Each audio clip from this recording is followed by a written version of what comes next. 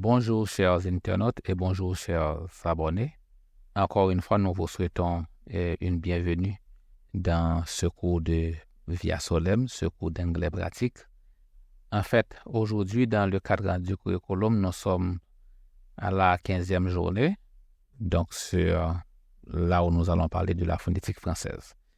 Alors, juste comme mon introduction, si c'est la première fois que vous êtes venu sur cette chaîne, alors nous vous invitons à écouter de préférence le premier exposé, là où vous allez être bien informé sur ce cours, sur la méthodologie de ce cours, et ainsi vous serez en mesure de profiter plus pleinement de ce cours. Quant aux documents que vous aurez besoin pour ce cours, alors il s'agit plutôt du curriculum et de votre journal de cours, là où vous allez pouvoir écrire, n'est-ce pas, où vous êtes dans le programme de ce cours. Maintenant, comme je l'avais déjà mentionné, nous sommes à la 15e journée. D'abord, comme activité prévue pour cette 15e journée, il y a l'exposé sur la phonétique française ainsi que le visionnement. Alors, il peut s'agir d'une vidéo que vous avez déjà visionnée ou d'une nouvelle vidéo si vous avez déjà visionné la même vidéo. Le nombre de fois est suggéré, à savoir une dizaine de fois, bien que, bien entendu, ça pourrait être même plus qu'une dizaine de fois. Alors, quand il s'agit de la phonétique française, alors nous avions déjà dû exposer sur l'introduction de la phonétique pour expliquer ce qu'est la phonétique.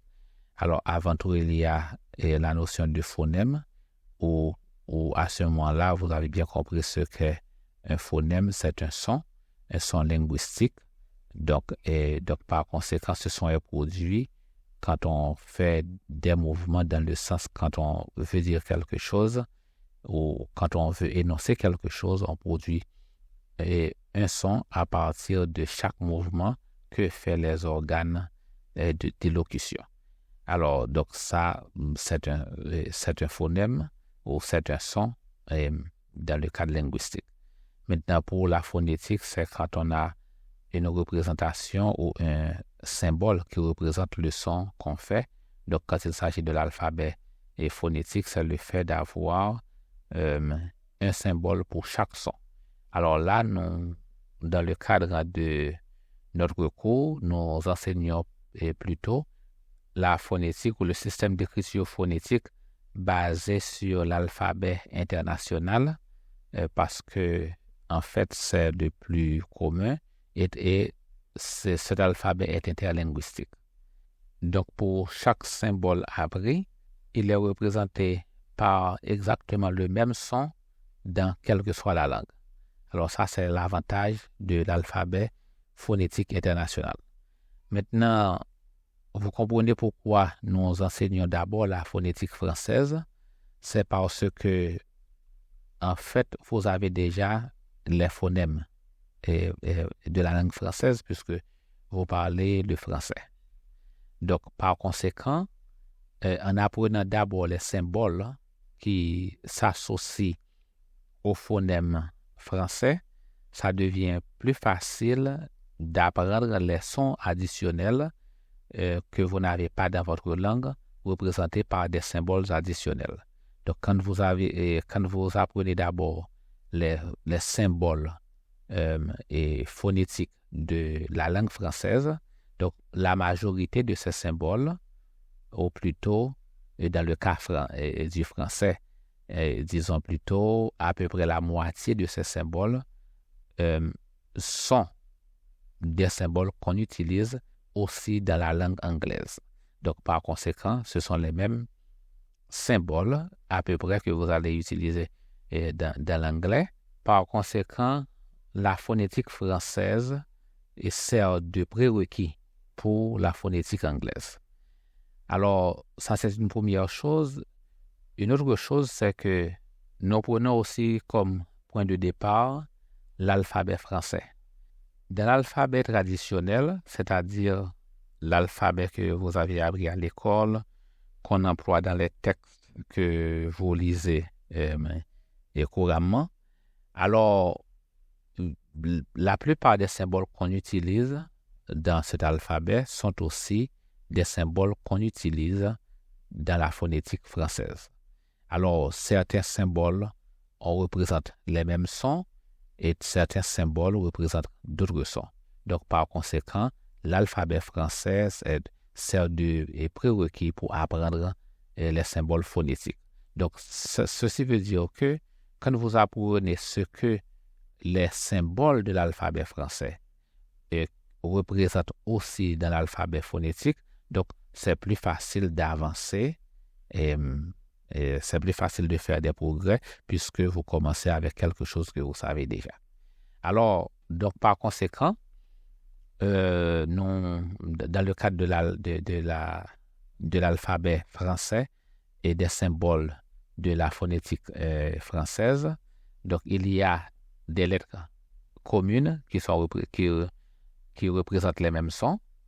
Il y a des lettres qui représentent partiellement les mêmes sons. Il y a des lettres communes qui représentent des sons différents. Et quatrièmement, il y a des lettres qui sont dans l'alphabet alors qui ne sont pas dans l'alphabet français. Donc, vous comprenez l'idée. Donc, vous avez 26 lettres. Chaque lettre est un symbole. Certains de ces symboles représentent les mêmes sons que l'alphabet phonétique. Et certains de ces symboles représentent partiellement les mêmes sons. Et certains de ces symboles ou certaines lettres représentent des sons différents. Et ensuite, vous allez apprendre d'autres symboles qui ne font pas partie de l'alphabet français. Donc, à l'écran, nous affichons d'abord les 26 lettres de l'alphabet français. Alors, toutes ces lettres-là sont des lettres que vous avez apprises dans le cadre de l'écriture de la langue française. Maintenant, dans l'écran, nous séparons les lettres qu'on utilise dans la phonétique et dans l'alphabet phonétique français et les lettres qu'on n'utilise pas. Donc, les lettres en bleu sont les mêmes lettres qu'on utilise dans l'alphabet français traditionnel, alors que les lettres en rouge sont les lettres qu'on n'utilise pas ou qu'on ne considère pas faire partie de l'alphabet phonétique français. Alors, donc, à l'écran, maintenant, nous affichons les lettres qui font partie de l'alphabet français et en même temps qui font partie de l'alphabet phonétique français. Alors, en parlant de l'alphabet français, tout court, ça veut dire l'alphabet traditionnel qu'on apprend à l'école. Donc, pour faire la différence entre l'alphabet qu'on apprend à l'école et l'alphabet phonétique, donc, nous utilisons l'expression l'alphabet phonétique français. Alors, donc, en ce sens, quand il s'agit de l'alphabet français par rapport à l'alphabet phonétique français, il y a des lettres qui sont omises. Les lettres omises sont la lettre C, la lettre Q, la lettre X et la lettre R. Alors, ça ne veut pas dire que ces symboles ne sont pas utilisés dans l'alphabet phonétique international, mais c'est que ces symboles ne représentent pas de son dans les phonèmes français quand il s'agit de l'alphabet phonétique français. C'est-à-dire, oui, ces symboles peuvent désigner d'autres sons qui ne font pas partie du système phonémique français.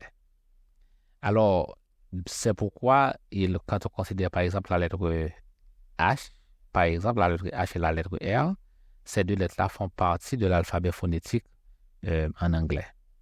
Mais ces lettres-là ne sont pas considérées comme faisant partie de l'alphabet phonétique français. Alors, expliquons un peu, c'est que la lettre H, c'est une aspiration. Ce sont des mots très rares qui sont aspirés en français. Donc, par conséquent, on considère ce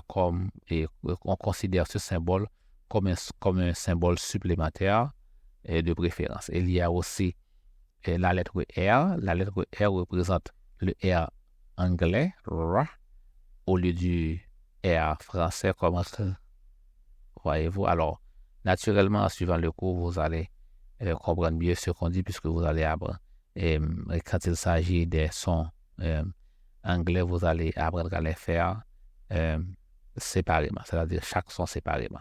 Donc, pour mieux saisir ce point, il y a l'alphabet français à 26 lettres. Donc, naturellement, chaque lettre est un symbole. Donc, parmi ces 26 lettres, 21 lettres sont des lettres qui font partie de l'alphabet phonétique français. C'est-à-dire, ce sont ces symboles-là et sont utilisés en rapport avec l'alphabet phonétique français. Alors, c'est ce que nous retenons à ce point-là. Maintenant, parlons sur la façon dont ces symboles-là sont divisés. Donc, on comprend qu'il y a 21 lettres qui sont utilisées. Dans l'alphabet français, il y a 5 lettres qui ne sont pas utilisées. Ce que nous venons d'expliquer il y a quelques minutes de cela. Maintenant, puisque nous savons les symboles communs qui sont utilisés, ou plutôt les lettres communes qui sont utilisées entre l'alphabet français traditionnel et l'alphabet phonétique français, alors parlons de la façon dont ces symboles ou ces lettres sont utilisés ou sont divisés. C'est là que nous allons parler de 3 catégories. Donc, nous allons parler des lettres qui représentent les mêmes sons. Il y a une lettre qui représente partiellement le même son et il y a les lettres communes qui représentent des sons différents. Alors, par rapport aux lettres qui représentent le même son, il y a, comme affiché à l'écran, ce sont les lettres A, B, D, I, K, L, M, N, O, P, S, T, V, W, Z. C'est-à-dire, ces lettres, en écrivant le français, ces lettres représentent, chacune de ces lettres représente un son en particulier. Alors, maintenant, ces mêmes lettres représentent les mêmes sons dans l'alphabet phonétique français. Alors, prenons un exemple avec la lettre A. Alors, il faut comprendre aussi que nous parlons des lettres uniquement minuscules, plutôt, pas de lettres majuscules. Parce que les lettres majuscules sont d'autres symboles, n'est-ce pas? Ou plutôt d'autres dessins. Par exemple, le A majuscule et le A minuscule sont 2 symboles différents. Donc, le symbole qui représente plutôt A, c'est le A comme affiché dans l'écran et pas un A qui serait cursif. Alors, c'est le dessin strict du symbole que vous voyez à l'écran. Alors, donc, ces lettres-là représentent les mêmes sons. Alors, comme exemple, A. Alors, c'est-à-dire, à chaque fois qu'on voit ce dessin, par exemple, comme dans ma, n'est-ce pas? Donc, A, c'est A. On va apprendre à un enfant que ce symbole représente A comme dans papa, n'est-ce pas? Donc, en lisant un texte dans l'alphabet phonétique français, ce symbole A, que vous voyez affiché à l'écran, pas le A arrondi, pas le A cursif, mais ce symbole A représente le même son dans l'alphabet phonétique français. Prenons un autre exemple comme le son M. La lettre M représente le son M en français. C'est-à-dire, à chaque fois qu'on voit ce symbole M, on comprend que ça représente le son M. Donc, dans l'alphabet phonétique français, donc à chaque fois qu'on voit le même dessin, on va faire le son M. Donc, c'est ce que nous voulons dire par là quand nous parlons des lettres qui représentent les mêmes sons dans chacun de ces alphabets. Alors, il faut dire que dans ce cours, il s'agit plutôt d'une introduction de la phonétique française puisque on va faire des exercices de lecture, de dictée et d'autres types d'exercices par rapport à ces symboles afin qu'ils soient mieux appris. Donc là, il s'agit plutôt d'une introduction de la phonétique française, de ce que représentent ces symboles en gros, n'est-ce pas? Oui. Alors, puisque nous venons parler des lettres qui représentent les mêmes sons, alors ces lettres servent de base pour avancer dans l'apprentissage de la phonétique, parce que là, vous commencez avec quelque chose que vous connaissez déjà, n'est-ce pas? Maintenant, continuons avec la lettre qui représente partiellement le même son. C'est la lettre appelée la lettre G en français, G. Alors, nous savons qu'en français, cette lettre peut représenter le son J et aussi le son G. Par exemple, dans gérer, n'est-ce pas, c'est le son J, alors que dans guerre, c'est le son G. Donc on comprend quand cette lettre est accompagnée de la lettre U, donc ça donne plutôt le son G. Mais, alors, ceci veut dire que cette lettre représente deux sons, le son J et le son G, quand elle est accompagnée de la lettre U. Mais, dans l'alphabet phonétique français, étant donné que chaque symbole ne représente qu'un seul son, donc ce symbole représente seulement le son G.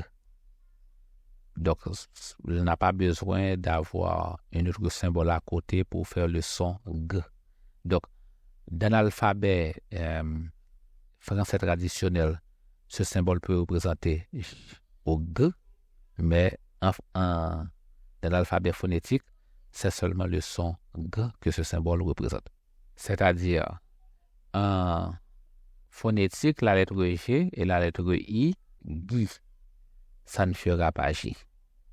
Donc, c'est pourquoi, quand on est en phonétique, c'est mieux de se référer au son que produit la lettre quand on dit G, par exemple, parce que c'est plus facile de dire G, I, G, n'est-ce pas? Alors, parlons de la troisième catégorie de l'utilisation des lettres communes. Alors, ce sont les lettres qui représentent des sons différents. Alors, il y a trois lettres, la lettre E, la lettre J et la lettre U. Donc, en phonétique, la lettre E représente le son E. Donc, quand on écrit bébé, alors on n'a pas besoin de mettre un accent aigu. Donc, la lettre E seulement représente la lettre E. Donc, on écrirait bébé, B-E-B-E, sans avoir besoin d'accent aigu. Donc, ça ferait bébé.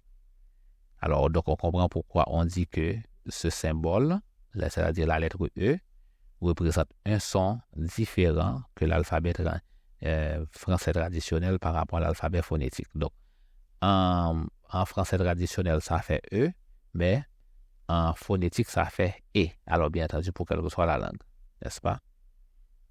Et de même pour le symbole J, donc, tandis que dans l'alphabet traditionnel, ça donne le son, ça produit plutôt le son J, ça représente, pour mieux dire, le son J, comme dans J, par exemple, ou je, mais en phonétique, ça représente le son Y.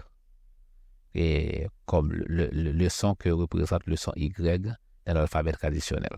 Donc voilà, Y. Comme exemple, pour écrire faille en phonétique, donc ce sera la lettre F, la lettre A et la lettre J, n'est-ce pas, qui ferait le mot faille, parce que J représente Y. Il y a aussi la lettre U, donc dans l'alphabet traditionnel, dans l'alphabet phonétique, ça représente le son OU. Alors, ce qu'il faut comprendre, c'est que quand l'alphabet français traditionnel a 26 lettres, alors qu'il y a à peu près 36 ou 37 phonèmes dans la langue française, donc on comprend qu'on va avoir besoin de combinaisons de lettres pour représenter d'autres sons, parce qu'il y a plus de sons que de lettres. Alors que ce problème est éliminé dans le cadre de l'alphabet phonétique. Alors, revenons au son U, donc plutôt à la lettre U. Donc, ça représente OU. Donc, si on pose la question, par exemple, OU, donc c'est seulement, on va écrire seulement la lettre U avec un point d'interrogation. Donc, ça suffirait, n'est-ce pas? En fait, c'est très simple. Par exemple, pour écrire vous, donc il s'agit de deux lettres, la lettre V et la lettre U. Vous, n'est-ce pas? Donc, on n'a pas besoin de 4 lettres, on n'a pas besoin de la lettre S, parce que en effet, ce sont des lettres silencieuses. Donc, dans l'alphabet, dans les textes français ou dans l'orthographe française, il y a beaucoup de lettres silencieuses. Alors, un autre symbole que je vais vous attirer l'attention là-dessus quand on regarde à l'écran, c'est la lettre A. Alors, la lettre A représentée par un autre symbole, n'est-ce pas? Alors, remarquez que dans les lettres latines, il y a différentes polices de caractères, n'est-ce pas? Donc, différentes formes de lettres. Alors, vous notez que quand vous écrivez à partir d'un appareil électronique, donc on vous donne la possibilité de choisir votre police de caractères. Et selon la police de caractères, certaines lettres peuvent prendre différentes formes. C'est ce qui arrive avec la lettre A. Donc, alors, il y a pour le premier A que vous avez vu à l'écran. Et maintenant, il y a le A qui est représenté dans cet écran, n'est-ce pas? Alors, séparément, la dernière lettre. Alors, voyez-vous que la forme est différente.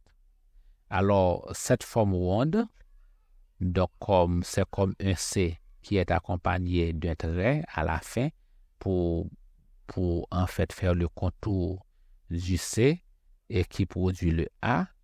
Alors, ce symbole représente un autre son. Alors, quand on parle de lettres communes, ce sont plutôt les lettres. Une fois que vous voyez la lettre, vous savez que cette lettre représente quelque chose pour vous. C'est une lettre connue. Par exemple, ce symbole A à l'écran, donc vous savez que cela représente le son A en français dans l'alphabet traditionnel, n'est-ce pas? Mais en phonétique, ce symbole représente un son différent parce que le dessin est différent. Donc, c'est pourquoi nous l'insérons comme lettre commune représentant des sons différents. C'est parce qu'en phonétique, ce son représente, cette lettre plutôt, ou ce symbole représente le son A. N'est-ce pas? Alors que la première, c'est A, mais ce symbole, c'est A. Donc, la bouche est à peu près fermée. Alors, certains francophones utilisent ce son, par exemple, au Québec. Alors, beaucoup de francophones vous diraient la au lieu de la, pas au lieu de pas. Donc, c'est pas. Voyez-vous, la bouche est à peu près fermée. Donc, en phonétique, on fait la différence entre ces deux sons. Le son A, quand la bouche est ouverte, et le son A, quand la bouche est à peu près plus fermée. Parce que ce son, le son A, est aussi utilisé dans d'autres langues. Par exemple, en anglais, ce son est très largement utilisé et ça fait une grande différence quand on peut faire la différence entre A et A dans l'accent qu'on va développer et dans l'apprentissage de la langue. Alors là, nous allons, disons, pour récapituler plutôt, nous avions parlé des lettres communes, n'est-ce pas, qui font partie de l'alphabet français traditionnel, des symboles qui font partie de l'alphabet français traditionnel et qui font partie de l'alphabet phonétique français.